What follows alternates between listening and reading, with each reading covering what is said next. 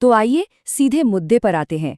आज की इस चर्चा में हम एक बेहद दिलचस्प मैक्रो इकोनॉमिक रहस्य को सॉल्व करने वाले हैं।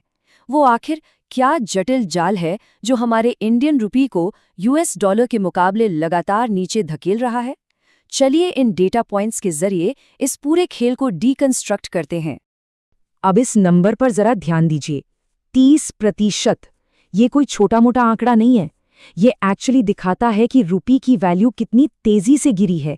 2015 में जो रुपी लगभग 64 के आसपास ट्रेड कर रहा था, वो मई 2024 आते आते 83.5 यानी 83.5 तक पहुंच गया।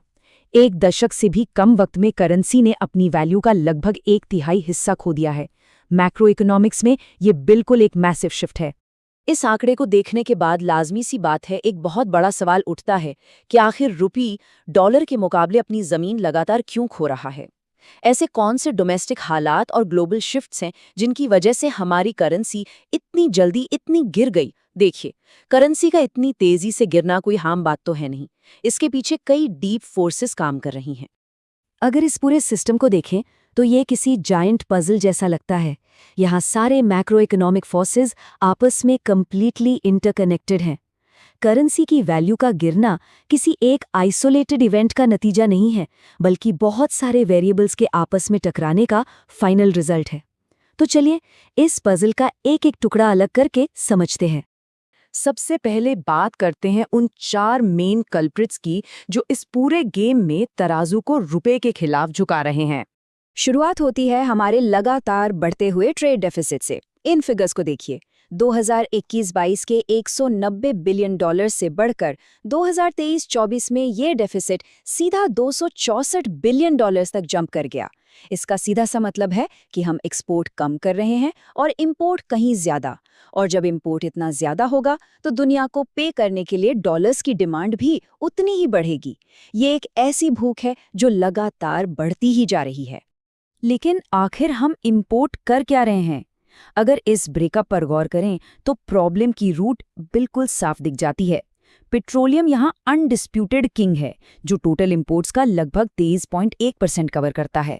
इसके बाद आते हैं इलेक्ट्रॉनिक्स और फिर लगभग 7.6% के साथ सोना। लेकिन बाकी सब चीजें एक तरफ और हमारी एनर्जी की जरूरत एक तरफ। पेट्रोलियम का बिल यहाँ सबसे भारी पड़ता है। और एनर्जी की बात चली रही है तो ये जानना बहुत जरूरी है कि भारत अपने क्रूड ऑयल की जरूरतों के लिए लगभग 85% बाहरी देशों पर निर्भर है। इस मैसिव डिपेंडेंसी का इम्पैक्ट जानते हैं क्या होता है? यही कि ग्लोबल एनर्जी मार्केट में होने वाला एक छोटा सा उतार चढ़ाव भी हमारी डोमेस्टिक इकोनॉमी को बहुत जोर से हिट करता है, क्योंकि देश चलाने के लिए तेल तो चाहिए ही चाहिए। और पिछले कुछ सालों में ब्रेंट क्रूड ऑयल की प्राइसेस ने तो वैसे ही एक रोलर कोस्टर राइड देखी है। 2020 में जो तेल $42 पर बैरल था, वो 2022 आते आते अचानक $100 को छू गया। सोचिए, जब दाम ऐसे अचानक डबल से भी ज्यादा हो जाएं, तो इंपोर्ट का पेमेंट करने के लिए हमारे सिस्टम से कितने सारे डॉलर्स तेजी से बाहर निकलते हैं। वहीं दूसरी तरफ फॉरेन इंस्टीट्यूशनल इन्वेस्टर्स यानी FIIs का आना जाना भी काफ़ी वॉलेटाइल रहता है। जब ये बड़े इन्वेस्टर्स इंडियन मार्केट से अपना पैसा निकालते हैं, जैसे 2022 में 17.1 बिलियन और 2024 के अर्ली मंथ्स में $6 बिलियन की भारी निकासी हुई, तो डॉलर्स मार्केट से प्रैक्टिकली ड्रेन आउट हो जाते हैं। डॉलर गया यानी सप्लाई कम और डिमांड ज्यादा, और रुपया और कमज़ोर पड़ गया। अब इन सभी आउटफ्लोज के असर को सुपरचार्ज कर देती है यूएस डॉलर की अपनी खुद की ताकत। पिछले 4 सालों में यूएस डॉलर इंडेक्स 90 से शूट अप करके मई 2024 तक 105 तक पहुंच गया। एक सिंपल सी कैलकुलेशन है, जब दूसरी तरफ की करेंसी खुद इतनी तेजी से स्ट्रांग हो रही हो तो रुपी पर एक्स्ट्रा प्रेशर आना बिल्कुल तय है। चलिए अब उन सेकेंडरी इकोनॉमिक प्रेशर्स की बात करते हैं जो बैकग्राउंड में रहकर इस गैप को और भी बड़ा कर देते हैं। यहाँ सबसे पहले इन्फ्लेशन यानी महंगाई दर का डिफरेंस पिक्चर में आता है। अमेरिका के कंपैरिजन में भारत में प्रैक्टिकली स्ट्रक्चरली हायर इन्फ्लेशन बनी हुई है। इसका रिजल्ट ये होता है कि समय के साथ डॉलर के मुकाबले रुपी की परचेजिंग पावर लगातार इरोड होती रहती है। हर गुजरते साल के साथ हमारी करेंसी अपनी थोड़ी और वैल्यू खो देती है। फिर आता है करंट अकाउंट डेफिसिट या कैड। देखिए, कैड में ऑपरेट करने का बेसिक मतलब ही यही है कि सिस्टम से फॉरेन करेंसी का लगातार नेट ड्रेन हो रहा है। हम अपने एक्सपोर्ट से ज़्यादा इंपोर्ट कर रहे हैं और ये कंटिन्यूअस आउटफ्लो एक्सचेंज रेट्स पर एक परसिस्टेंट यानी लगातार बने रहने वाला प्रेशर बनाता है। इस सब के अलावा हमारा लगातार बढ़ता हुआ एक्सटर्नल डेट या विदेशी कर्ज सिचुएशन को और कॉम्प्लेक्स बना देता है। 2021 में ये कर्ज $593 बिलियन था, जो 2023 आते आते $645 बिलियन तक बढ़ गया।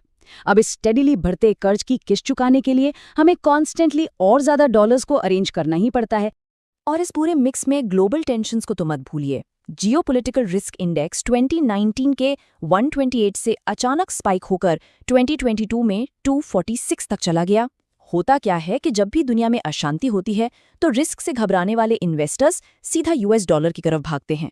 उनके लिए ये एक सेफ हेवन है जिससे डॉलर की वैल्यू और जोरदार तरीके से बढ़ जाती है। तो अब वक्त है इन सारे इंडिविजुअल डॉट्स को कनेक्ट करने का और देखने का कि कैसे ये सब मिलकर एक बड़ा चेन रिएक्शन पैदा करते हैं।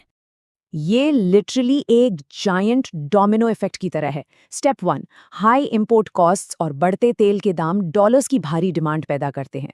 स्टेप 2, एफआईआईज का पैसा निकलना इस डिमांड को और बढ़ा देता है।